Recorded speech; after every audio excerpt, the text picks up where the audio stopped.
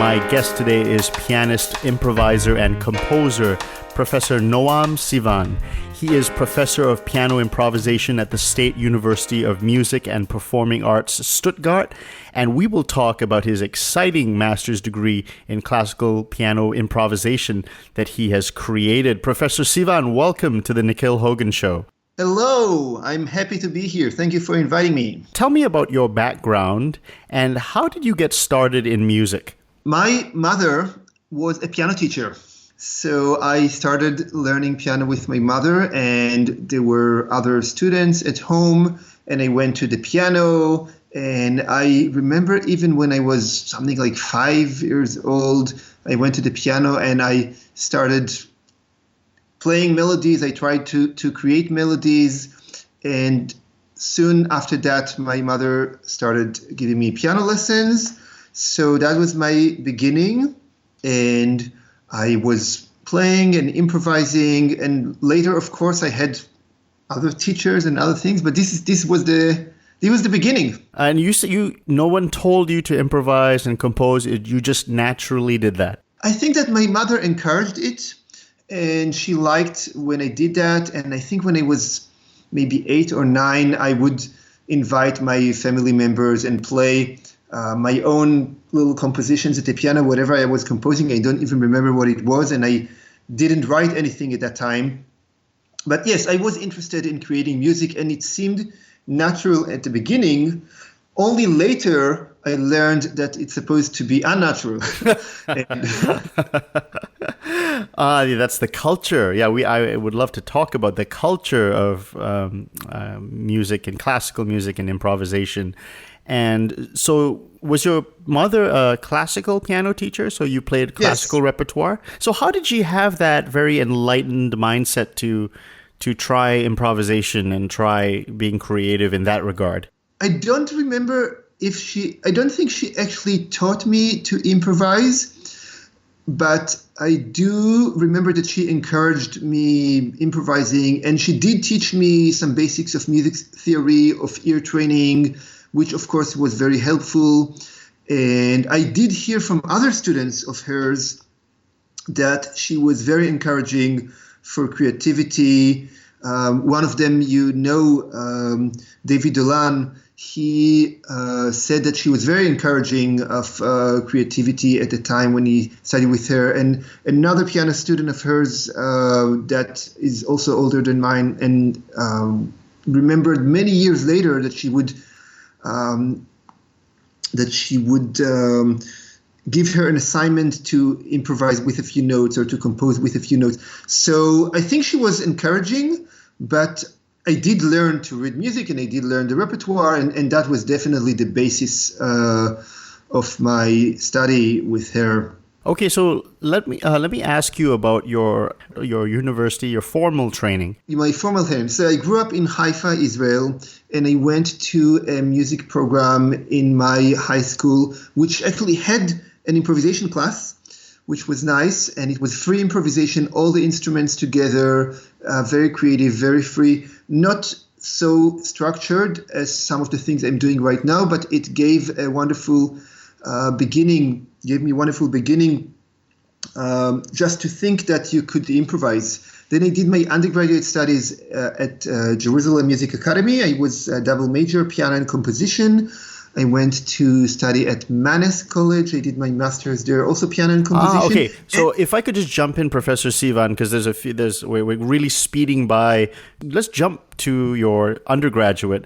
And you said you double majored in piano and composition. So you were a natural composer. How did it change when you learned formal theory and you started taking formal composition lessons? Did all of that information complement, or were there some things you rejected, or you took it all in?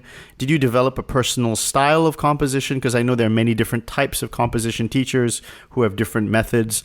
So could you elaborate on that? Okay. First, there is the problem of separation between composition and performance, which I encountered in the formal studies, that performers play repertoire and composers write music, and there is no improvisation and there is no give and take between them. And when I learned that in music history, people did both, and there were composers and performers, and it was natural to do both activities, I was wondering, why isn't it like that today? And you have this separation. So that was one problem. But as a composer, I also had the question of what is the relationship between the music of today and the music of the past? Because when you learn in a composition program, you learn about counterpoint and harmony in musical styles from 200 years ago. And then when you compose your own music, you have to put all of it aside, and then you have to create musical language and musical grammar with very different materials. So I'm wondering, what is the relationship between them? And of course, I asked my teachers all of these questions, and the answers were that you learn a technique, and then if you can apply the technique in one language, then you can apply it in another language. But when the languages are very different, then how you apply it is not so simple. Could you give an example of that? An example. So if you learn counterpoint in Baroque style,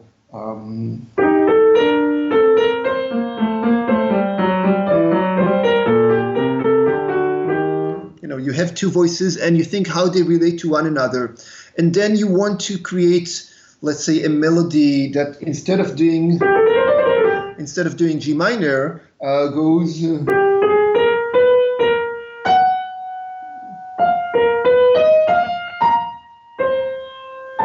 has very unusual intervals and it goes in different directions, the kind of counterpoint that you learned is not going to be applicable. And then there is a question, how do you create your harmonic language? So this was a question that I was thinking about a lot, and I was struggling with those kinds of questions as a composer. And it was only later that I clarified the approach that in the same way that you have different spoken languages, so you have English and German and Chinese and Russian and a lot of different languages, and each language has its own grammar. So you also have different musical languages, and each one has its own grammar, and you have to think how the chords and the notes relate to one another and how you create that grammar. Did you solve that in your undergraduate, or was that later? In my undergraduate, it was more intuitive, and this is really a gradual approach. And my way to deal with the intuitive composing was to set a deadline. I scheduled a concert. I put together a chamber ensemble or an orchestra, and then I composed the music, and I had to compose fast. So that I knew that I would compose the music and there would be not much time of just thinking and agonizing. So that was a very good experience to just schedule the concert, schedule the rehearsals, and then compose the music. Can I ask you, did you have any pressure to be a modernist? So yes, you have to learn the older styles, you have to learn the tradition, but as a professional composer, did you feel that you had to, or the composition, the education you received was pushing you towards being a contemporary composer? Well, this is an interesting question, and also compositionally, I enjoyed working in different directions and in different styles. So I was trying to create my own personal style, but I was also experimenting in different directions and borrowing from modern styles and borrowing from older styles. But what I could say is that if you submit your music to, to a composition residency, or you submit your music to a composition prize, or to a lot of panels and things like that, then there are certain things that are more legitimate than others, and certain things that are more trendy than others. And the things that are legitimate and trendy today are different from the things that were legitimate and trendy 50 or 60 years ago. But still, there are things that are considered part of what is new music, and there are things that are considered not so fashionable or not so much part of what is new music. as you were about to graduate, did you know that you wanted to be a composer or you wanted to be a pianist or both? Or what was your dream at that point? That question always remained an open question for me. And in a way, it still is. So there were times in my life that I called myself a pianist and composer, and there were times that I called myself composer and pianist. And I remember I played the Bach-Goldberg variations at a music festival, and the program listed me as composer and pianist.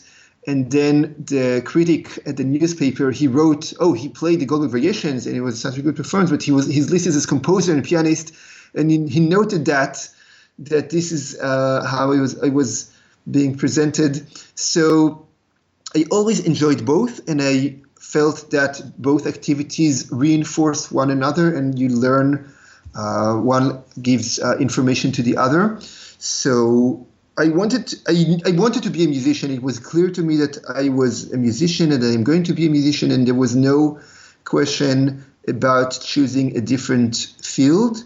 But what exactly to do in music was not so obvious. And when I finished my master's, my teachers didn't know what to do with me, because I was playing the piano, I was composing, I was also interested in music theory at that time, and I was doing my improvisation. And I asked them, what am I going to do? What is going to be my primary occupation? How am I going to make a living? What would be my next step? And nobody could give me a good answer. And I remember I felt very lonely as a result, because I knew that I wanted to make music, but it wasn't clear how to find the path. So today, when I'm in my 40s and not in my 20s, and now I am more established and I have my own direction and I have my own, I've done things and I have more experience. And now young people come to me who are at the age that I was when I finished my studies, and they come to me with their questions. So today it's easier for me to see things more clearly. But I can definitely remember that moment when I finished my master's studies, not so much undergraduate, because undergraduate, you know that you're going to continue and you do more. And I was studying in Israel, and then I went to New York. So you go to the big city and you learn from other influences. But then when you finish your master's and you think, okay, what's going to be the next step? Am I going to be a concert pianist? Am I going to be a composer? Am I going to be a university professor? Am I going to do this? Am I going to write film music? Am I going to write this? So many different questions of what to do, and it was not clear. So your master's degree, what was your plan at that point? What were you going to major in? And you went to the Mannes School. So I went to the Mannes School. My English was okay, but not great at that time. And I went to New York, and I arrived to New York 1 month before 9/11. Oh, wow. Yeah, so that was my introduction. And then I was majoring in piano and composition, and I studied improvisation with Professor Carl Schachter, who was a big influence on me. I studied with him improvisation. I came to do piano and composition, and then in my entrance exam, they looked at my exercises in harmony and counterpoint, and then he asked me, "Do you improvise?" And I said, sometimes I do it for fun, but it's not something I'm taking very seriously, because obviously I was composing music for orchestra and for choir and for chamber ensembles and all of that, and I was playing the piano repertoire, and there was no overlap between the two activities. So he asked me, "Do you improvise?" And then he went to the piano and he played something like that. Something like 2 measures in classical style. And he asked me, "Can you continue that?" And then I started improvising.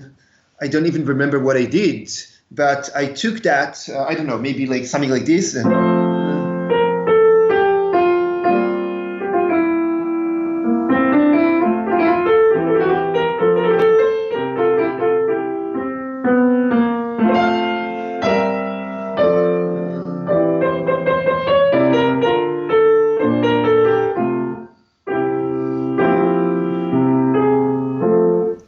probably not that, but I don't remember. Something like that, yep.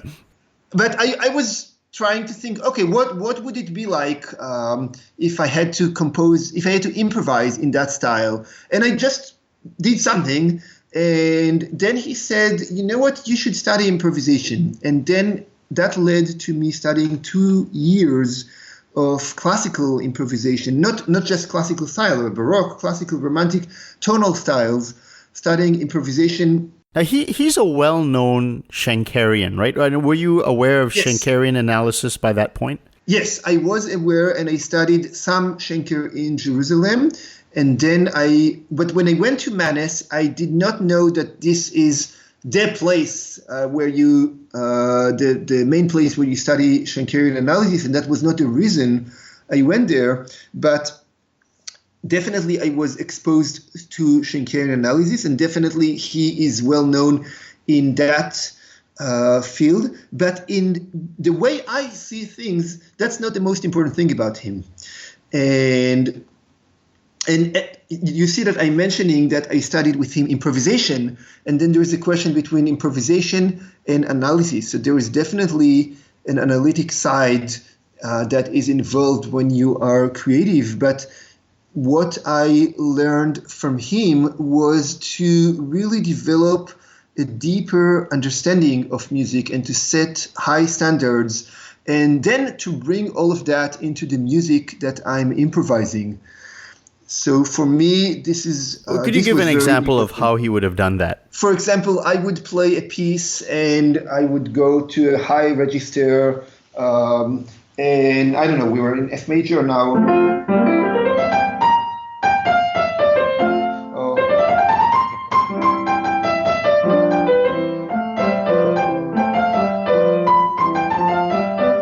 So let's say I arrived to a high register, to high note there, and then I play the second part of the piece, and then in the second part I only concentrate on the low register. He would say, you left that register hanging.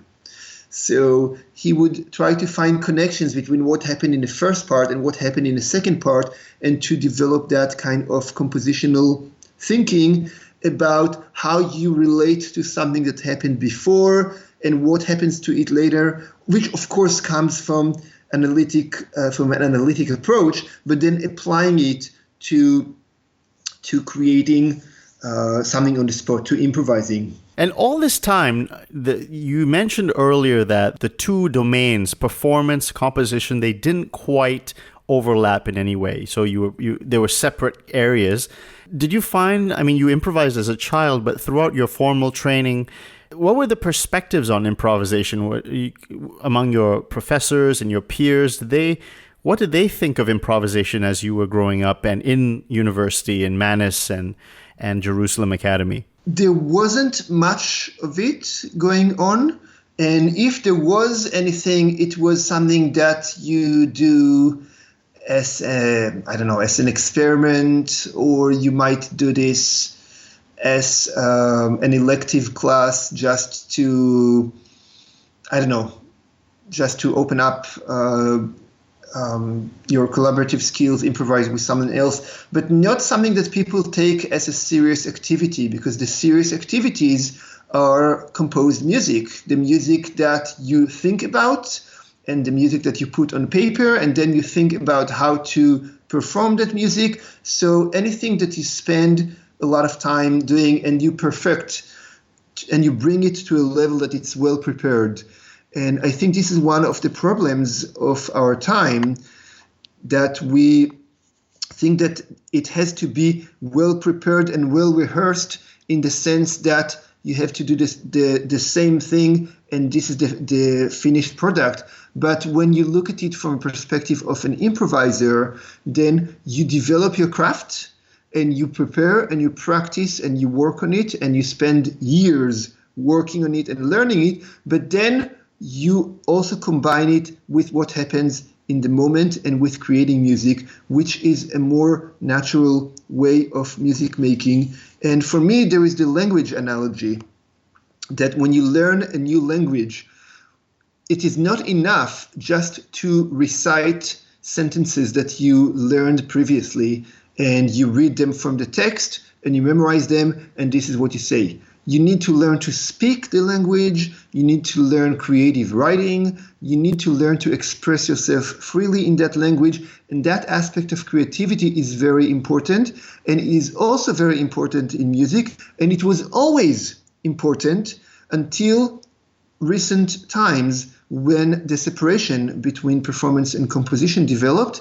and the separation between serious music and popular music. What about improvising cadenzas? So if you were taking piano performance, what would happen at the cadenza portion? Were you expected to memorize a written out cadenza from one of the composers? I do remember that I composed some cadenzas to the Mozart concertos I was playing, and I played the Victor Ullmann piano concerto with the Philippine Philharmonic Orchestra in Manila, and I created my own cadenza for that concerto, and I did some cadenza composing, and I only learned about improvising cadenzas when I met Robert Levin, and then... And when did you meet him? I met him in 2003 for the first time. And actually, it was my teacher, Carl Schachter, who said, you have to go and meet him. He's improvising and he's doing it in classical style, and you have to meet him and you have to just be aware of what he's doing. And I visited him at Harvard University, and I played for him and improvised for him, and he gave me some good advice. What did he say to your improvisation when you first met him? He said that this is something that if you want it to be at a professional level, you have to take it seriously, and you have to spend the time to learn your craft, and whether you want it to be in this style or you want it to be in that style. And he also said something very interesting about originality of composers. I remember that he said that composers do not choose to be original, but what they do, they keep searching to find the best possible expression of what they do, and then the originality comes as a result of that deep search. And he gave me examples of some composers who, even after they reach what is known as their main style, or as their most recognizable style, they keep searching. And even sometimes they go in strange directions, but the fact that they do not just sit on their laurels and they say, "Oh, I'm now a good composer. I know how to compose music," and they just keep composing. And they, even when they reach the level when they have achieved something, they keep searching, because this is how you continue learning. And this is something that I think is important for every person in all areas of life, but for every musician, to keep searching and to keep developing, and not to just think, okay, this is what I can do today. That sounds great, wonderful. No, to keep searching and to keep developing to a higher level. Can I ask you what things you worked on to take your improvisation to the next level? So Robert Levin told you that to take it seriously, you need to work at it. So what things did you work at? And you said you did 2 years studying improvisation with Carl Schachter. Could you tell my audience specifically, technically, the things that you were working on? Okay, so now we're talking about a period of 20 years since my studies with Carl Schachter, from 2001 to 2003, and today, 2021. And I had to learn how to learn it. I had to learn how to learn improvisation, because there are not many methods out there for doing it. You have methods in jazz, very good methods, and later I learned about some of the resources from the Baroque era that have survived, but really very little. And what I had to do is to develop my own practice methods. And at first, what the studies with Schachter were important, because they gave me the confidence to just do it in concert. So I started doing it in my own performances, and then I started teaching it, and which was also very good, because that gave me a valuable experience in clarifying my thought process. And then I did my own doctorate writing on improvisation when I was at Juilliard, And then I got to meet improvisers from other countries, and I went to Europe, and I met other improvisers, improvisation teachers, and I started teaching it some more at Juilliard and Curtis. And all of those things were very good experiences. I did it more in concerts, longer improvisations, 4-movement sonatas, completely improvised recitals, improvising with actors, with dancers, a lot of different things. But if you ask specifically about developing the method of practicing, and if I can summarize it in a few words, what I would say, number one, you have to know your own abilities, and you need to know what you can do well right now and where you want to be tomorrow before you think where you want to be in several months, in several years.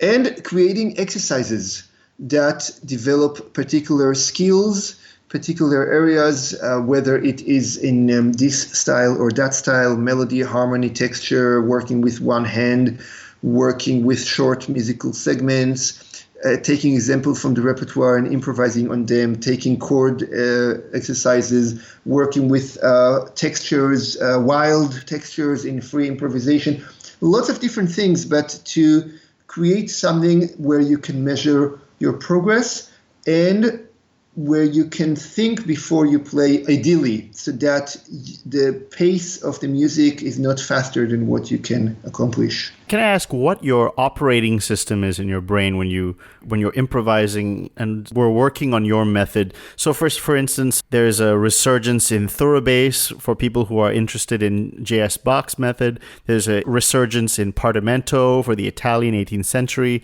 Did you have something like figured bass, or were you using Schenkerian analysis or Roman numerals? What was your operating system? Okay, between the methods that you mentioned, I find figured bass very helpful, because then you work from the bass and then you can create lots of things on top of it. So, for example, if we take,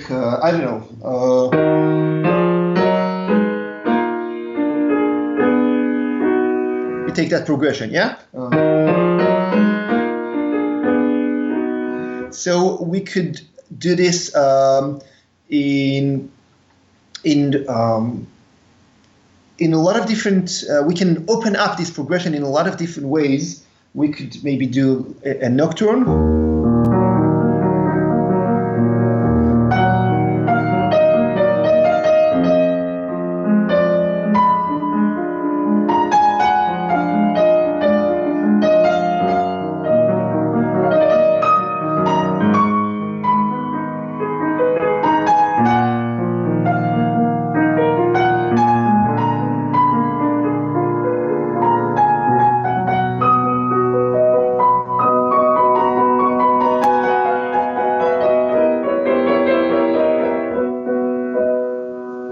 For example, we can do that, and it could... How did you get the right hand?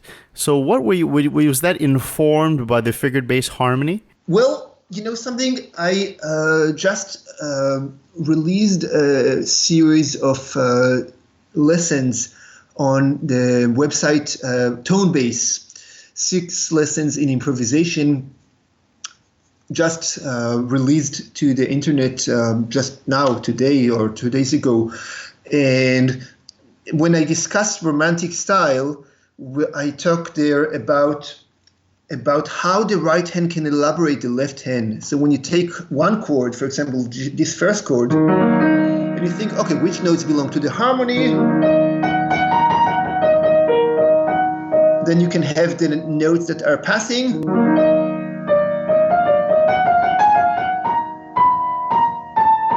You can have accented appoggiaturas.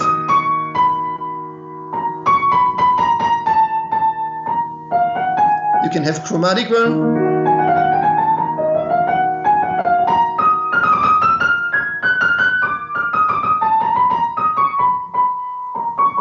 And lots of other things. So you learn how there are various levels of elaborating and an individual harmony. And whether you learn various tonal styles, Baroque or classical or romantic, and you want to learn how melody and harmony relate to one another, that's the first thing you should do. Think about the various levels of elaboration.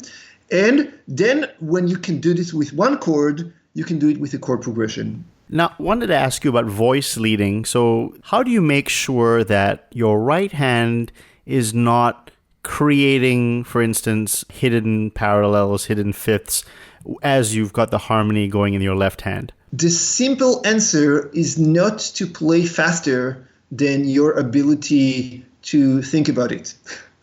So at first you simplify. And like I said, if you want to do this, you want to have that progression. And let's say I just want to practice two voices. For example, I do that. So you play slowly and you think,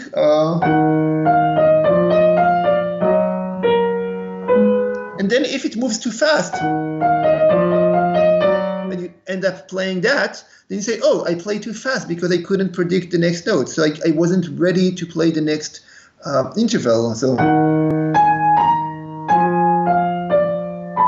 sorry.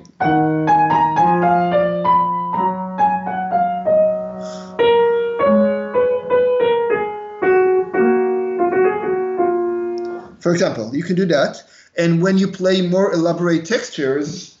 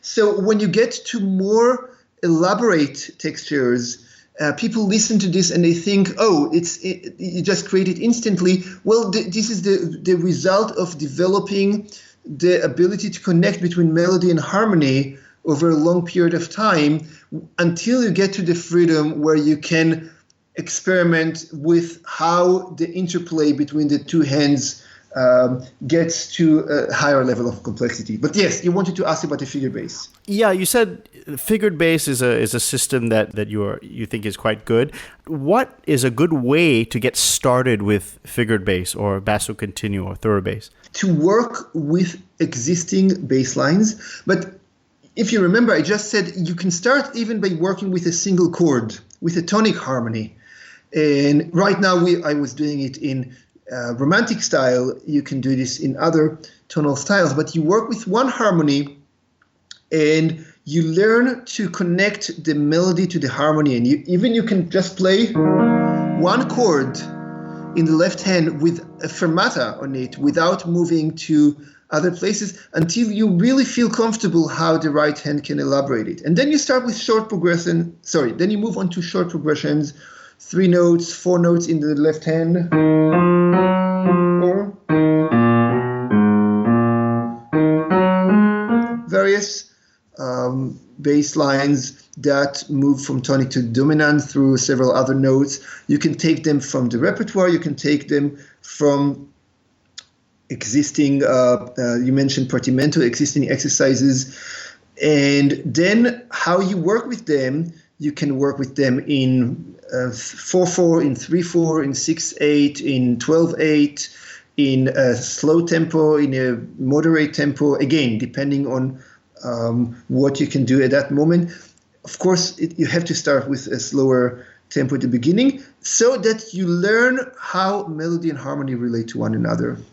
Now, you used the word harmony. Somebody would say, this all sounds great. Do I have to study a lot of harmony to do all of this? So would I need to take a modern theory textbook and learn and study it? So would I need to learn Roman numerals, function theory, later types of analysis? What's your take on the way music theory is taught, and is it applicable to what you're doing? And you mentioned that you studied analysis quite a bit before, and what's your take on that? Music theory is important because it teaches you to think about how music is put together and how you connect the various dots, and it gives you terminology to talk about those things with other people.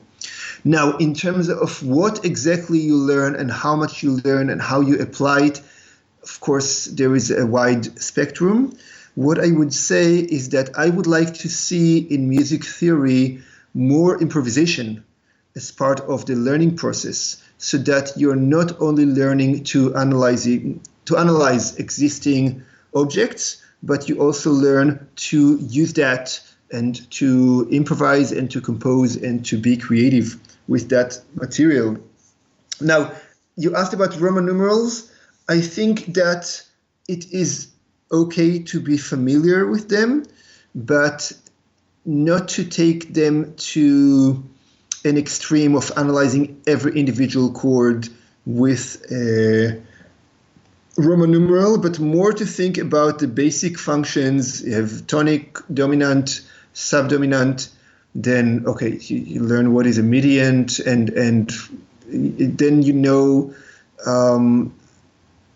about some of those things. But I prefer to think about scale degrees and about figured bass, because with scale degrees, even in the bass, when you have the leading tone, or you have sharp 4 that leads to the dominant, or you have flat 6 in a major key, or you have flat 2, which is the Neapolitan.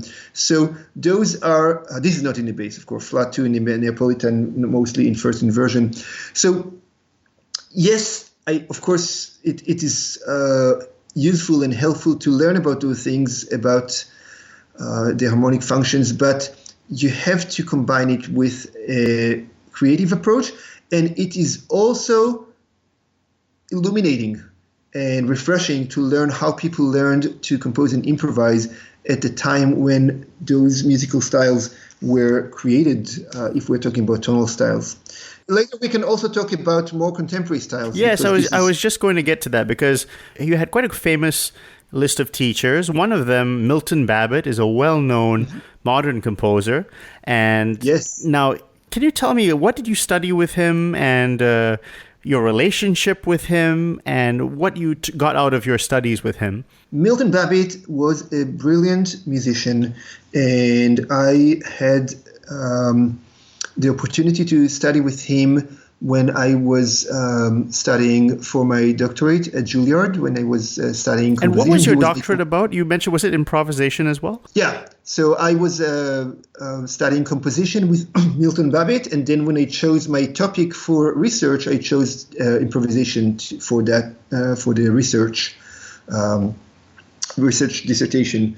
So I studied with Milton Babbitt, whose musical style was different from mine.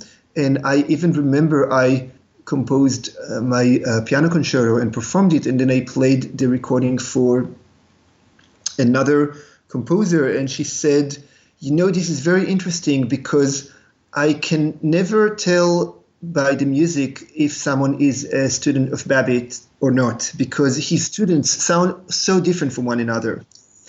And she said she meant it as a real compliment, because he was not enforcing his own musical style on his students. What I would say that the most important thing that that I learned from him and that he exemplified in his personality was extreme musical honesty. You could see that everything that he did in his composing and in his teaching came from just a place of really exploring music in the purest way, and not trying to just be not trying to be famous, not trying just to write complex music because it's fashionable to be complex, not just trying to do any of those things, simply composing the music that he wanted to hear. And he really wanted to hear those very specific intervals that he composed. And of course, his music is extremely challenging, but you can get that sense of honesty and sincerity in his approach. And he gave me a lot of confidence to continue and pursue my own way. And even the tonal pieces that I was composing, the pieces that were in earlier styles, he had a lot of positive feedback about those. And he said that he found a lot of interesting stuff, a lot of rich content. And he said, don't think too much about what other people say. You just have to continue and finding your own path. So was Juilliard pro improvisation? Did it have a good culture there, and you felt like, okay, improvisation in classical music, I'm not facing any kind of pushback, everyone is supportive? Well, later I taught at Juilliard. I was and when I started teaching at Juilliard, they wanted me to teach improvisation. And we created an improvisation program with the chamber music program, where groups could study improvisation in chamber music. And we did improvisation for the pianist, and we did improvisation for the historical performance program. I taught it on a 415 harpsichord for the historical program. And we did lots of those different things. So that was very valuable experience teaching it to a lot of different students. And how did the students, was it completely new to them? Yes. In all the places in the East Coast, when I was teaching improvisation at Juilliard and Mannes and Curtis, when I started, it was the first time when there was improvisation. And later, other things have evolved. But when I started in the first decade of the 20th century, first into the second decade, so it was the first time that improvisation was taught for classical musicians and coming from a classical that is non-jazz perspective. And from of course, I bring the compositional approach, because improvisation, we mentioned improvisation in historical styles, but when you bring improvisation to 20th and 21st century styles, then the relationship between composition and improvisation becomes very interesting, because then you can start combining between the spontaneity and the structure. I can't help it. I have one more question about Milton Babbitt. You said he had some nice things to say and good feedback. What did he think of improvisation and what you were doing? If you could just flesh out a little bit more, I'm still curious about his perspective on that, because he's a well-known modernist composer, and you said he's very eclectic, which is very interesting. What I remember is that we did not talk about improvisation so much, and I brought to him written pieces to the lesson. So I brought to him written scores, and he would look at the scores and he would, in an instant, find the most interesting thing there and have an insightful comment about it. His reading was very, very good. So we didn't really talk much about improvisation, but from what I remember, he regarded it as a skill that is useful for a composer because it helps you to develop ideas. But we didn't talk about it much. Could you, and also one more question about just a cultural thing, which is, can you relate some interesting anecdotes of maybe famous, because you've been on the East Coast and in the US, and you've probably met so many famous musicians as well. Do you have any interesting anecdotes of people commenting on your improvisations? Because you're a pioneer of this, and now we kind of take for granted that, oh yeah, I can just learn partimento, I can just learn third bass, and it's normal now, everyone's starting to do it. But at that time, it was very primordial, it was very fresh, very new, and it's very interesting to see how it was starting to take root. Yeah, I remember lots of encouraging feedback. I went to Toronto, and the composer Michael Colgrass invited me to give a concert and he wanted me to improvise. And then I took some notes from the audience, and they gave me something like that. Do, re, mi, re, do, yeah? And then I thought to myself, okay, what could I do with it? Just very basic. But then I thought, well, the material is so basic, and I can just build on it more and more. And I started doing lots of things, and it turned out to be a very long improvisation. And he was so excited afterwards, Michael Kilgrass. He and then he sent me his own scores, and it developed into some nice correspondence. He was then already past 80 at that time, but and he died a few years ago. But I remember lots of interesting conversations about the meaning of improvisation. And I don't want to put you on the spot, and you don't have to mention if there was, but it is rare in the start of the 2000s and even before that. And maybe earlier it was even hostile towards improvisation, but now, things are opening up. People are being more open to it. But did you have any negative feedback to improvisation? People telling you really shouldn't do this, it's not serious. And you don't have to mention people or anything, but just have you had some pushback to it? Because you were a pioneer of this. Without mentioning names, I can say several things. One was that I did a lot of improvising when I took material from existing pieces and improvising with this material, which today I do less of. I improvise more just starting from scratch, but I did a lot of that. And one response I received was that, the composers, they worked hard to put this music on paper, and then you take this material and you change it, it somehow violates the integrity of the finished composition. And so that was one criticism I remember. And another came from another direction where you have musicians who have been playing their instruments for many years and playing repertoire and teaching repertoire and doing it for a long time, and then suddenly someone comes and says, listen, we should improvise because it's important and we need to be creative. And then they ask, why do we need this improvisation? We didn't need it before.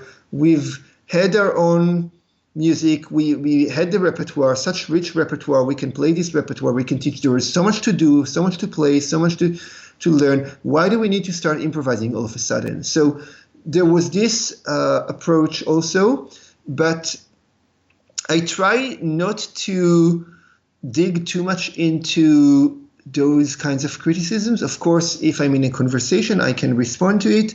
The importance of creativity, the importance of personal expression, the importance of connecting between the music we create and the music we learn, the language analogy. I know that it is important, and a lot of people today recognize its importance, but I can understand that people who have lived their entire lives in music without improvisation, and then comes someone young and coming with new ideas, at first they may look at it and say, I'm not sure why it's relevant or why it needs to be important. You talked about the separation between performer and composer.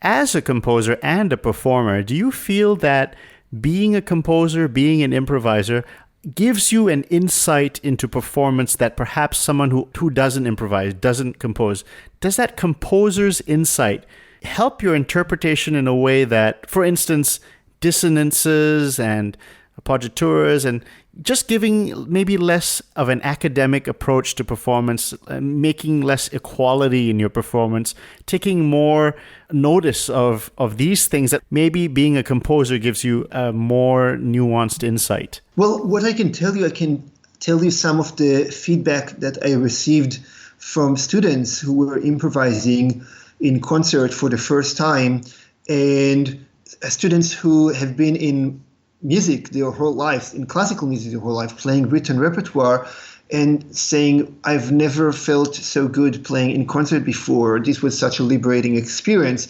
Now I go back to my repertoire and I find new things. I can understand what the composer was thinking about when writing this music, I can now understand the decision making, the choices. I can now bring another dimension to my interpretation. A lot of feedback that students give me that tells me, yes, this gives something that is hard to receive otherwise. Not saying that you cannot be a wonderful musician without improvising, but I do think that if you improvise, then it adds another dimension, and then you bring that to playing repertoire. It gives you a new perspective. And this is a non-improvisation question. This is actually an interpretation question. There has been some criticism about competition playing, and I interviewed Cyprian Katsaris, and he talked about academic playing, which he didn't like. And so maybe nowadays people are having a really personalized, everyone is trying to be a bit more personalized in the way they look at repertoire, not more like a streamlined competition style way of performance. Do you have any comment on that, just on interpretation? This is not only competitions, but it started with recordings. So when you have recordings, then you expect a live performance to be as perfect as the recording. And that means that people have to be more cautious and to take fewer risks and to practice the same repertoire for longer, just to bring it to a level of perfection that was not expected earlier. So we have recordings which promote that kind of perfection, and then you have competitions which promote that kind of perfection, because in order to get accepted into an international competition, you have to be at an extremely high technical level, not to mention to pass the first round and to get to the finals and to win the competition. So all of that, while it has value of trying to get to a higher level, and you want to perfect your technique, and the technique allows you to do important things, there is a lot of emphasis placed on that, and not enough emphasis placed on how do you develop your artistic personality. So artistic personality is very important, and what you see with high-level teaching situations, when you have students who are already at the level of competition winners, and they come to their professors at renowned or prestigious music schools, and then the professors say, well, you have to be at a very high level. But then when they get to the high level, they say, well, now you need to develop your artistic personality. But what happened before? How did you develop your personality? And again, I think that if you also learn to improvise, that helps with developing it. And you can start doing it even when you start playing an instrument as a child. And then, in my opinion, you have to learn both. You have to learn to play repertoire, and you have to learn to improvise, and then one needs to help the other. Now let's talk about contemporary improvisation. At what point do you see the break in common practice improvisation? So figured bass, historically, we can say it works for the 17th, 18th, maybe even the 19th century, and maybe even early 20th century, the French tradition. But at what point do you feel like you have to change your system a little bit to accommodate later styles, modal playing, and that sort of thing? There is a lot of overlap, of course. But when we discuss, when we talk about modal playing,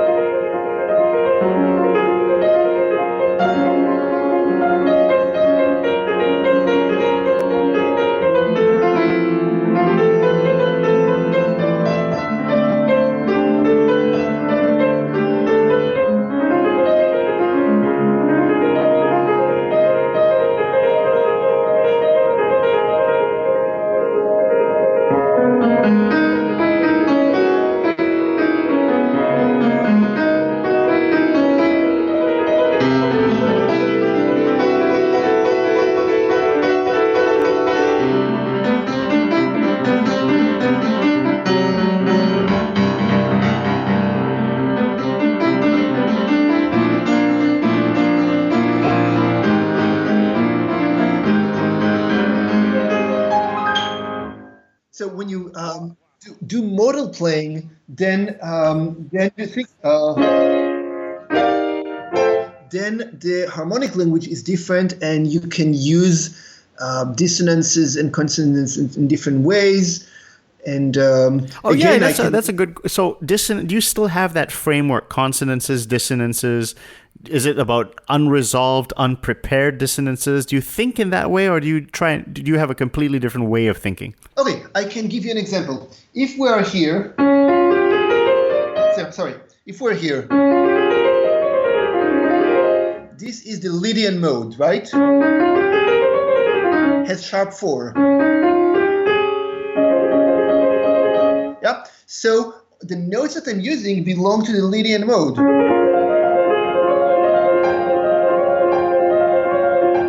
And then if I want to move to something else,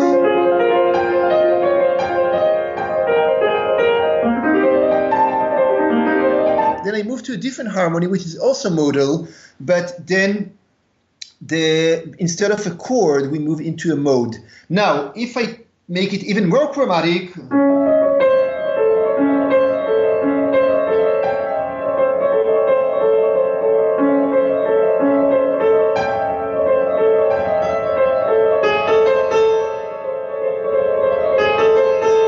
see that there are already more diminished intervals. Here there is a diminished tetrachord. And then the harmonic language becomes more chromatic than the modal stuff that I had just a second ago.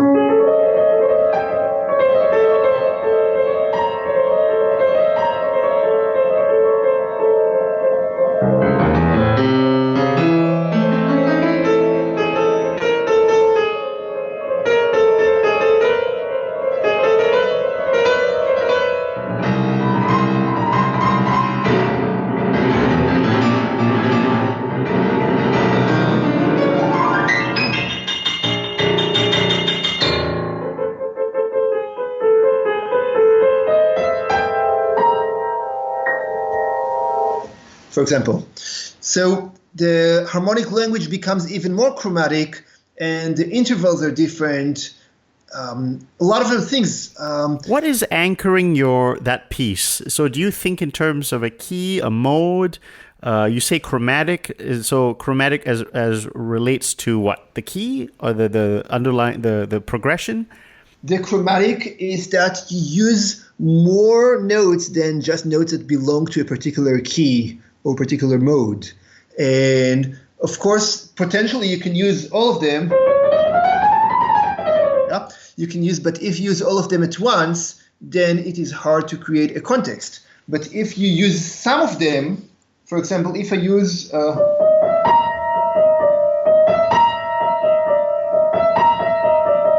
and then I introduce another one.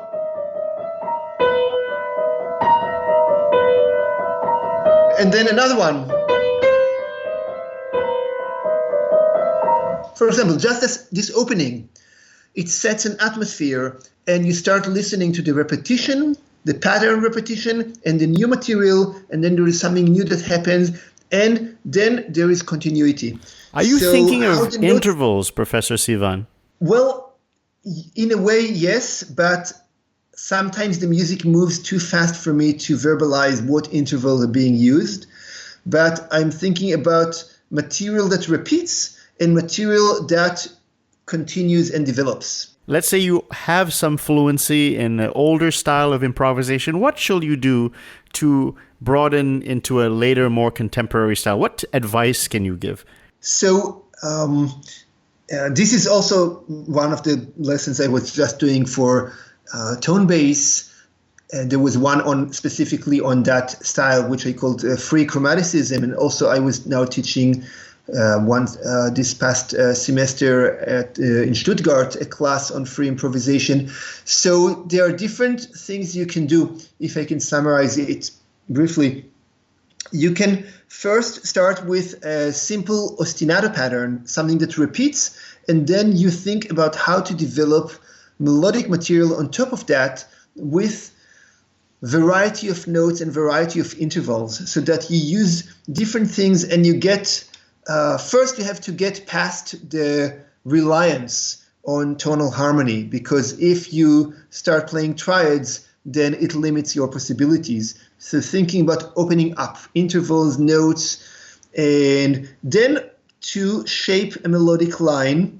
And contact with repertoire is always important, not only in historical styles. I don't know if we mentioned it before, but it is so important when you learn improvisation, contact with repertoire, but also with contemporary music. The composers that you like, the pieces that you like, you listen and you think, how do I want to be inspired by that? How do I learn from it? So that's another thing. But in terms of the actual improvisation practice, you can start with melody and accompaniment. In that style with ostinato accompaniment, for example, like what I did. And you add one note or two. And the notes that I added are different from the notes that are in the accompaniment. And that's the beginning. Or another accompaniment.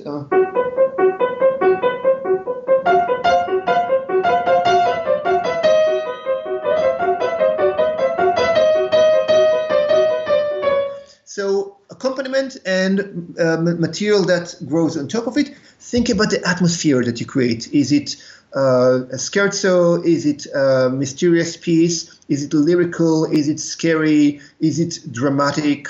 You can think about the textures. Do you want to have chords? Do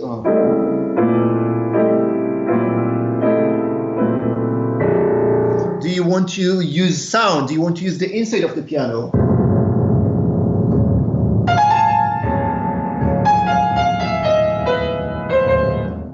To use, muted strings. So you can expand in terms of sound. There are so many starting points. And then the question, after you have a good start, the question is, how do you continue the music material so that it's not just, hodgepodge, just throw everything in, but you start with something and then you have the continuation needs to be related. And that's also important. You ask the musical material, where do you want to go? Some people would say the 20th century, there's a good book, Vincent Persichetti's 20th Century Harmony. Would you say that's one way also to gain some material for modern contemporary improvisation, something like that? Okay, there are some nice things about that book. One of them is that he presents a lot of possibilities, a lot of starting points. And another is that he has a very long list of reference pieces that you can look at and you can listen to those pieces. Now, in that book, he's not tying the different threads together. He presents, this is one possibility, this is another possibility, another possibility, another possibility, which is great. And then you can start there. But then you can... then you need to continue on your own with really, like I said, asking the music where it wants to go, listening to repertoire, reading repertoire, playing repertoire, and of course, you can be in contact with other musicians, with other composers. You can read what other people say about their compositional process. There are so many ways you can learn creativity. But I agree with you that in terms of improvisation, there is less than composition, or less structured, or less, less pedagogical material, because many people who improvise, they work intuitively. And this is very good just to listen to how their improvisations flow, and they are spontaneous. But then in terms of learning how it can be in a more structured way. So this is something that sometimes you have to find on your own, or you have to connect the different threads together. Let me ask you this question, which is, I think there is a trend and an urge and an urgency, and younger people are very interested in improvisation, and it's starting to penetrate music education. and it's starting to see a resurgence around the world. Now, if you are an educator and you're teaching improvisation, how do you grade it in the same way that a piano performance educator would grade an interpretation? Because I'm sure you've seen improvisations you don't like. So how do you make sure that this is a good improvisation as a teacher? This is a good improvisation. This is something I don't think is good. And because, being subjective, that can be so broad to the point where you don't understand me. This is my improvisation, and you might not like it, but to me, it's an A. It's an A grade. So how do you grade improvisation? The emphasis is not so much on the grading, but on the learning process. And you will actually be surprised that very often when I give feedback where the student could develop in a certain direction, they themselves already thought about it. So I noticed that musicians and music students, they have very good ears, and sometimes this creates a problem because their ears are very good, but then their technical skills or their improvisation skills are not yet at the level of what they can hear. And then they get frustrated that what they improvise is not yet what they would like it to be. But they hear what needs to improve. And if they don't, then I ask them these questions, and then I ask them leading questions. What do you think about this part that you played? What do you think about what happened here? Where could you develop here? And then that gets them thinking, and then they say, oh, I want to develop this. And when they want to develop in a certain direction, then the teacher's role is to help them find how to develop, and then I can give them tools. But we don't start with giving them tools before they are ready for it, before they are ready to absorb the tools. Now, in terms of evaluating the improvisation, I would say I want to think about it in the same way that I think about composed music, in the sense of if the music develops, if there is a wide emotional spectrum. For example, if you play something and, I don't know, let's say I play, and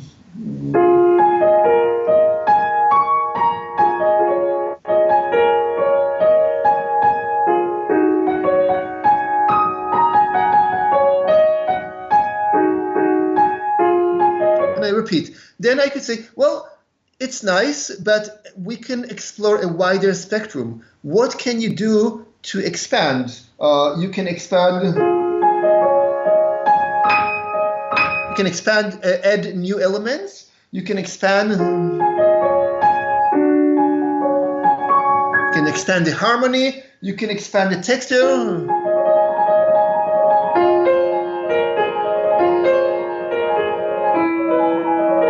You can expand it. You can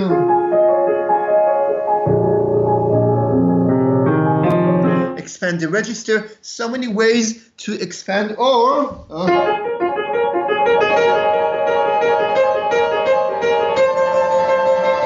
you can open up and think what are the possibilities, and have a wider expressive range. If I can mention it, if I can say it in words, a wider expressive range. And when I teach my ensemble, I have an improvisation ensemble here in Stuttgart where we have musicians and poets and actors and a lot of people together, not only in music, but interdisciplinary.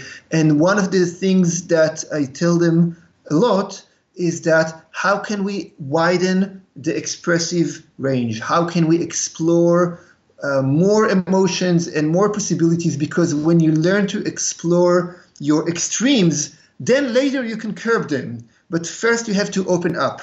And with students, it's particularly important to open up and to explore more and to realize that there is so much that you can express in music, just so many things that you can express. And then that's how you build your artistic personality. Tell me about the master's degree program at the University of Stuttgart. How has the reception been? And you said you've been developing it for quite a while. And how is it going? So what is interesting is that the music university in Stuttgart, they developed it. They developed the idea for it without me first. They were thinking about it for many years, and they wanted to create a specialized master's in improvisation. And I was thinking about this back when I was in the United States, when I was teaching in New York and Philadelphia, and I developed my own improvisation classes, and I mentioned some of the things that we were doing. Also, I mentioned Juilliard. Also, at the Curtis Institute, we were doing lots of interesting things with students improvising so many different instruments. And anyway, so I was thinking, yes, we need to create a master's program. So I wanted to create a master's program, and then Stuttgart wanted to create a master's program, and then they just found me and they called me and they said, we have an opening. There are other people applying, but we also want you to apply. And I applied for the program, and this was how I started here. And I think they realized that in music education we need to expand and to open up possibilities for improvisation. And now I'm very happy that we managed to open this program. It's one of the first of its kind worldwide, improvisation that is offered for classically trained pianists. And we explore improvisation in different styles, from Baroque to contemporary. And students who are doing the master's program, they not only improvise solo, but they also have to create a chamber group and improvise with it, and to do interdisciplinary performance. And they need to get some teaching experience themselves, so that when they finish the program, they will be ambassadors of improvisation, because we need ambassadors. We need people who are going to improvise and do it in concert and do it in the collaboration and teach it and talk about it with other people. We need to change the culture. In order for this to happen, we need more and more people. So can you tell me about the reception? How's it going, and how are the students liking the program? Well, we really only started, this is really brand new. The program only opened in October 2020. So it's really brand new. And so far I'm getting interesting interesting emails from around the world, from New Zealand to California to Moscow to South America, and people say, oh, I'm interested in improvisation, and can you tell me more about it? I want to apply for the program. So I now start getting those emails from people who are interested in improvisation, and they say, oh, this was necessary. We waited for it for a long time for something like this to happen. The students, they love it. The students, they recognize that there is an opportunity here to go into a new territory and to explore improvisation in a new setting. And also it's interesting that people who are interested in classical improvisation, they come from different backgrounds. Some are classical pianists, some are composers, some have experience improvising in jazz or in more or in different styles, and they want to learn more about the classics. So the program invites people from different backgrounds, and then they come and they specialize in the kind of improvisation that I am teaching, so that they can emerge and later advocate for improvisation out there in the world. Since it's a master's program, do you ask that they come in with a little bit of experience in improvisation, or it's okay, you don't need any experience, you can start at the beginning? This is a master's program, so I want to see people who already have some experience and some skills, and there is an entrance audition, and they have to do certain tasks. What do they have to do at the audition? They have to improvise one tonal piece, and one piece in freestyle, and one piece using modes, and one piece in their own style. They have to improvise in various different paths, various different directions. Also, they have to play some repertoire, not a lot, but maybe one or two pieces, just to show that they can also play repertoire. And I want to see how they develop material, how they control the harmony, how they show pianistic resources. And so that's about the master's program. But then there are people who are not doing the master's and they want to learn improvisation in the bachelor program. So I'm also teaching some improvisation for people who are not majoring in it. So there are different possibilities in that regard. But for the master's program, it's for people who are serious about it and want this to be a central part of their musical personality, is a central part of their musical activities. How is the culture around classical improvisation different today than perhaps when you started? The culture has changed, and we mentioned a couple of people who helped make it change. We mentioned Robert Levin. We can mention Rudolf Lutz, who opened the improvisation program at the Schola Cantorum in Basel, Baroque improvisation. We can mention John Mortensen, who created a wonderful online community of improvisers. Right, Improv Planet. That's right. We mentioned David Delan, who created a Center of Improvisation at the Guildhall School in London. We can mention Carl de Jong, who helped he came to Singapore. Yes, that's right.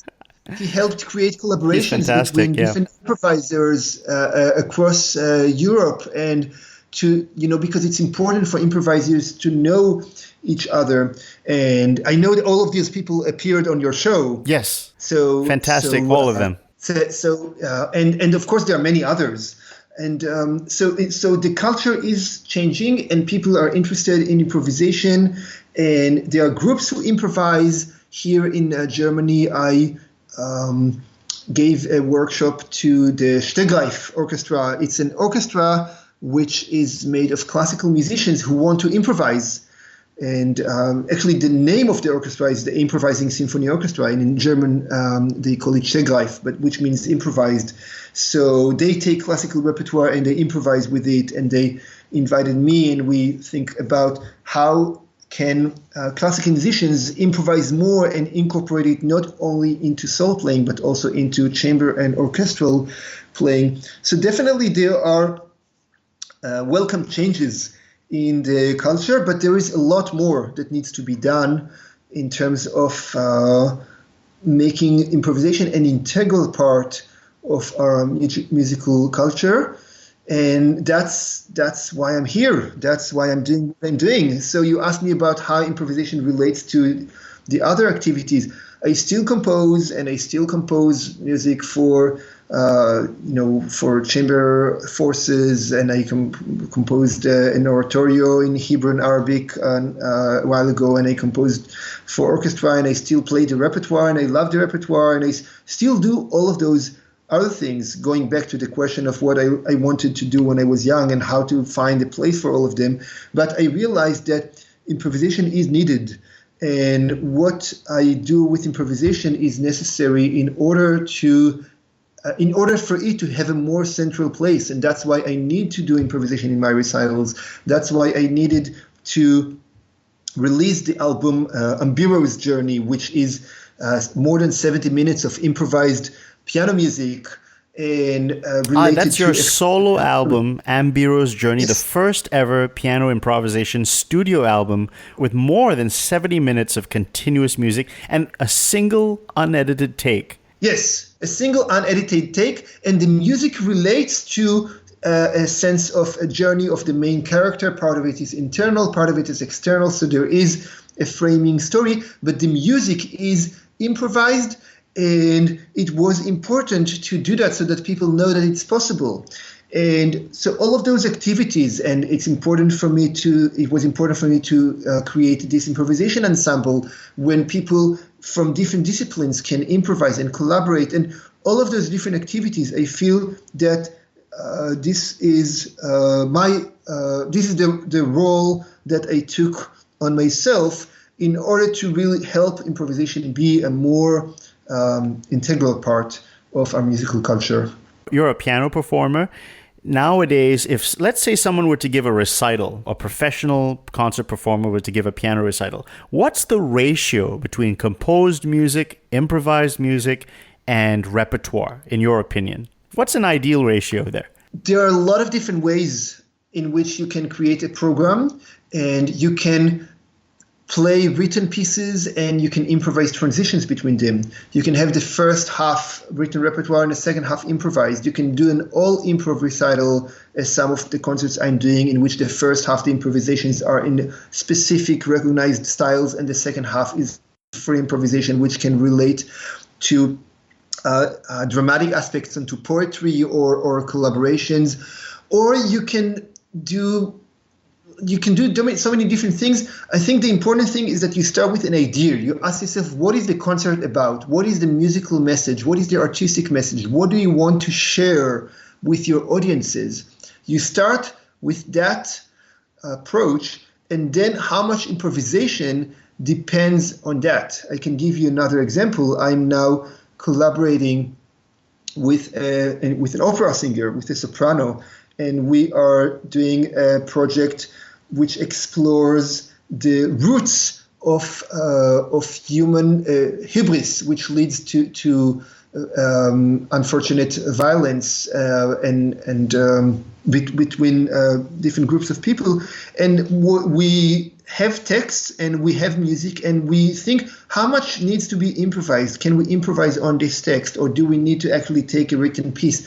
So we start with the ideas, and then the improvisation comes as a result of that. So I think if you ask about the ideal ratio in a public performance, it is not so much that there is one recipe, but it is more about what is the artistic message, what is the musical message, and then improvisation is a tool that helps you to deliver the message. So yes, creativity is important. Yes, when you improvise in concert, it is a unique experience for the listener because they experience live music making in the true sense of the word. But it is not just about improvisation per se, just because you can improvise, but what is the artistic message or the personal message that you are going to deliver, whether it is as a musical or an extra musical message. From your solo piano recitals where you have improvised, tell me a memorable one that you've, in one of your improvised solo piano recitals. Improvised solo piano recitals. I have enjoyed the challenge of doing 4-movement sonatas. When I've done that, when you take one theme from the audience and then you have to relate all 4 movements to that one theme. And I've done it a couple of times in different countries, in different places. I always enjoyed doing that. It almost felt like playing a sonata from the repertoire, where you have the first movement, then you have the slow movement, and the slow movement ends, and then, oh, wow, now you have the scherzo coming, and you still have the same theme that you remember from the beginning, and the finale, and it is long and rich in detail. Of course, it takes a lot of preparation, but this is something I enjoyed a lot. But you know something, I want to mention a different kind of experience. Yes, please. When I was living in New York, I was teaching improvisation, and then my friend and colleague Charlie Neidig, the clarinetist, he called me up and he said, "Listen, can you teach my class? I have to go. I have to travel. Can you take my students?" And he had a class of wind players, clarinetists, and flute players, and saxophone players, and different wind instruments. And then I entered the room, and you have students who are, I don't know, maybe 12, 15 of them, and they never improvised before. And he said, "Do with them whatever you want." And I entered the room, and without a single word, we start improvising. I just tell them, okay, sit down, take your instruments, we start improvising, and I play at the piano, and I conduct them as they improvise, and you play more solo, here more accompaniment, listen to him. All of this with sign language, with hand movement, without a single word, and then we improvised for over an hour together, non-stop, and it was such a wonderful experience to improvise like that with the students. whom I did not know before, but just creating that connection through music. And it's the same thing when I improvise with professional colleagues, but to just enter the room and you have people that you don't know and you start getting to know the other person or a group of people just through music, through making music together. This is really, when you say what is memorable, this is memorable, to make music without words. Up to this point, what has been your proudest musical moment? Very good question. Very good question. In terms of a compositional achievement, I will mention, this is maybe a conventional answer, but I mentioned that I wrote an oratorio in Hebrew and Arabic, which is called Death and Birth, and it was my longest composition, 45 minutes, and it was a big challenge to compose in Arabic, a language that I do not speak, and I collected a lot of sources of text on prayer and death and funeral and birth and infertility and pregnancy and a lot of things that relate to those two milestones in our universal life journey. So just in terms of a creative project, working on a creative project, that was really something that I was very happy with. But if you ask about proudest moment, I would say the things that I'm most proud of are the things that happen in my own practice room, and not necessarily also the public performances. Yeah, this is great, and all of that. But the things that you accomplish something and you overcome a difficulty, you overcome a challenge, and if something is difficult for you, and you manage to solve that problem. So when we talk about improvisation, about genres that are difficult to improvise, fugue improvisation, or anything that requires really to find how you do that. Or I remember when I was trying to penetrate to understand how to improvise in the style of Debussy fast music, which is not obvious, and was one of the numbers in Ambiro's journey was an homage to Debussy. And I asked this question, and it wasn't. I didn't get easy answers. And then I have to ask this question. Then I have a diary, and I take notes every day. I practice. I think about it some more. I write some more. I do a lot of writing. If you ask about tips for people, do a lot of journal writing, documenting your progress. And so this is, so I would say whenever I manage to overcome a personal difficulty, I celebrate that success. How are you different as an improviser today versus 10 years ago? And where do you see yourself as an improviser developing in the next 10 years? We always develop, and we always grow, and we always learn. And I think this is something I mentioned earlier in this interview.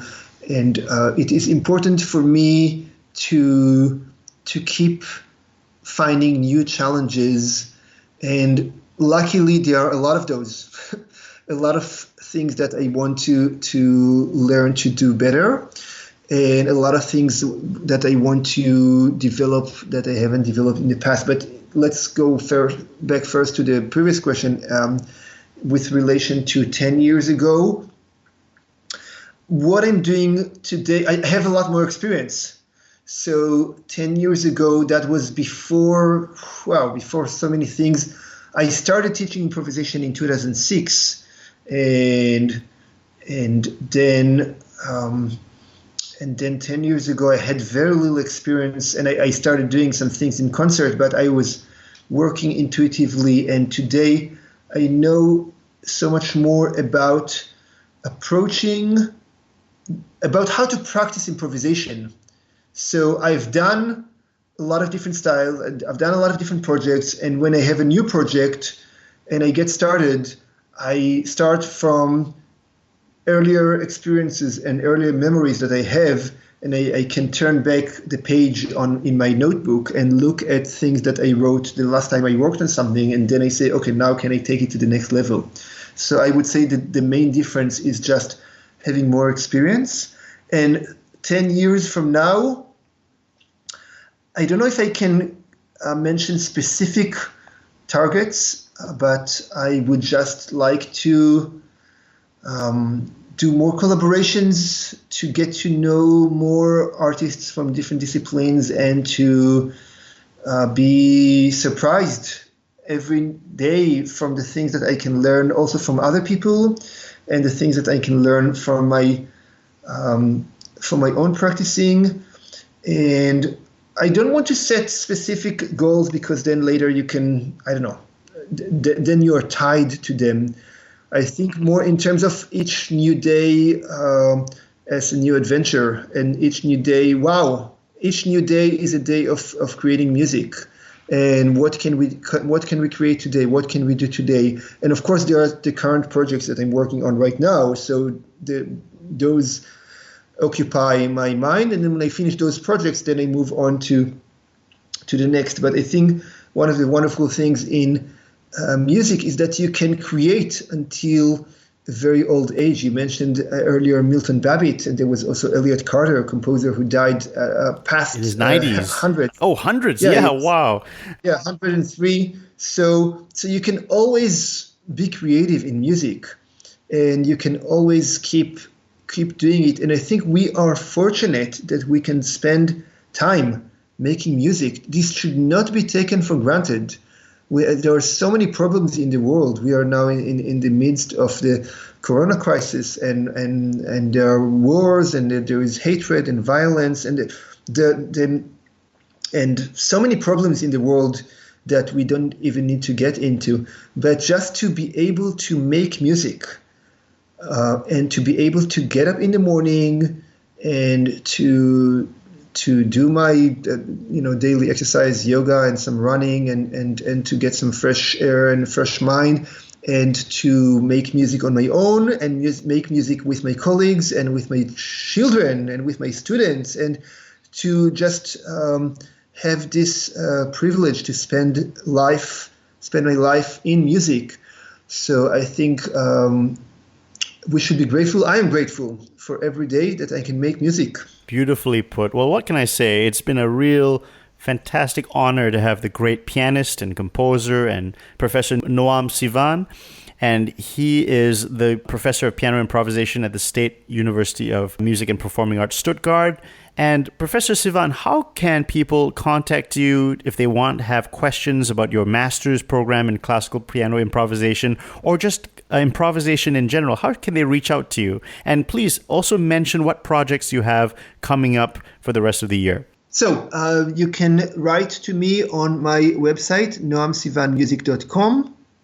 So this is easy. You can find me there, and everyone is welcome to contact me. In terms of projects, now with the Corona times, it's so we everything is unpredictable. Yeah. So we never know what's happening tomorrow. A lot of concerts got canceled. A lot of things got postponed, and I don't know what to say. But I should mention I welcome everyone to check out the tone bass lectures. I think they just came out, and I'm happy with the product, with the result. These are 6 improvisation lessons, and then later on we will have more videos on tone bass. We mentioned the album Ambira's Journey. There is another album that will come out called Actors of the Mind. And there are, in terms of concerts, I cannot say, because those things get changed all the time. So I don't want to create false hopes, and it's so difficult to have concerts, live concerts these days. So we'll just say that when there are no concerts, we continue improvising on the internet. Okay. But Yeah, there is this project I mentioned. There are some things I mentioned before. Penemunde Compassion with Yasuko Kozaki, the project exploring human violence. We are supposed to have performances coming up in several months. There is my ensemble here, and we have also we hope to have performances. I'm curating a concert of Jewish music at the Music University here in Stuttgart, Germany, as a Jewish composer today in Europe. So we're doing that, which is a nice project. There are a couple of other collaborations with colleagues, and yeah, there are always things I'm working on, but it's hard to know which ones will actually happen and which ones Fingers will crossed, not. fingers crossed. That's fantastic. Well, Professor Sivan, thank you so much for being on the show. It was really an honor and a pleasure to talk to you. And I really hope you come back on, give me an update on your master's program. I really want to know how it's going. And I wish you all the best. I hope it grows and it's a seed for more programs and you inspire more people to be ambassadors for improvisation, because I think you're doing tremendous work. And so thank you very, very much. Have a wonderful day, and I will talk to you soon. Bye-bye. Thank you very much, Nikhil. Thank you.